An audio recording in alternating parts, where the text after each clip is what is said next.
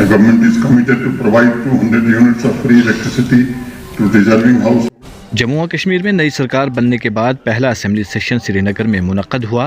اس موقع پر عبد الرحیم راتھر کا بطور اسپیکر انتخاب کیا گیا۔ اس موقع پر وزیر اعلیٰ جموں و کشمیر عمر عبداللہ سمیت دیگر ممبر لیجسلیٹو اسمبلی نے عبد الرحیم راتھر کو بطور اسپیکر منتخب ہونے پر مبارکباد پیش کی۔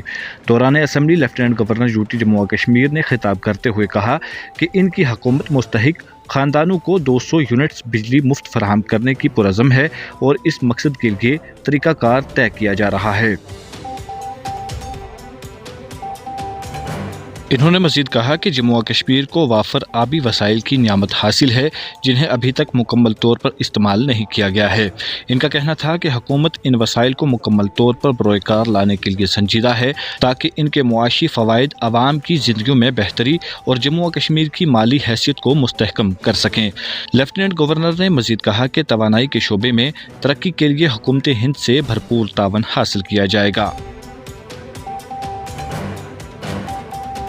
انہوں نے بتایا کہ 4 بڑے ہائیڈرو الیکٹرک پاور منصوبوں جن کی منظور شدہ صلاحیت 314 میگا واٹس ہے، ان کی تکمیل کو تیز کرنے کے لیے اقدامات کیے جا رہے ہیں تاکہ 2026 تک ہائیڈرو پاور کی پیداواری صلاحیت دگنا ہو سکے۔ اس سے نہ صرف جموں و کشمیر بجلی میں خود کفیل ہو جائے گا بلکہ اس ماحول دوست وسیلے سے حکومتی آمدنی میں بھی اضافہ ممکن ہوگا۔ یوٹی جموں و کشمیر کے لیفٹیننٹ گورنر منوج سنہا نے مزید کہا کہ 1818 میگا واٹس کی مجموعی صلاحیت کے 4 مزید میگا ہائیڈرو الیکٹرک پاور منصوبوں پر جلد کام کا آغاز کیا جائے گا تاکہ خطے میں توانائی کی پیداوار کو مزید بڑھایا جا سکے۔ مزید تفصیلات کے لیے پیش ہے ہماری report.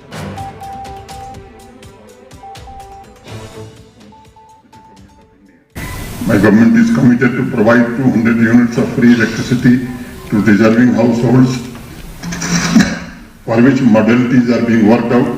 J&K is endowed with abundance of water resources that are yet to be harnessed fully.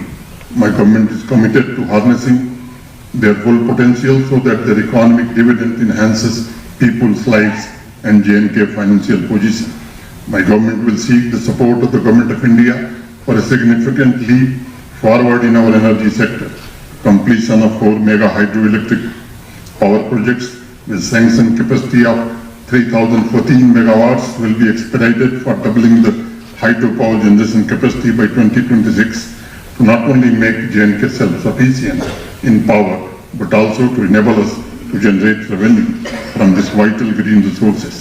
Another 4 mega hydroelectric power projects of 1818 megawatts will be followed rigorously to get the work on these power generating projects started. The Rangarajan Committee report, crafted under the guidance of former RBI Governor Dr. C. Rangarajan in 2011, recommended a roadmap for creating jobs and enhancing economic growth in Jammu and Kashmir. اگر آپ ہمارے channel پر نئے ہیں تو ہمارے channel داوردو time کو subscribe کرنا نہ بھولیں اور مزید ایسی تازہ ترین خبروں کو دیکھنے کے لیے بیل آئیکن کو آل پر سیٹ کر لیں تاکہ آنے والی تمام تر خبروں کی نوٹیفیکیشن آپ تک پہنچتی رہے۔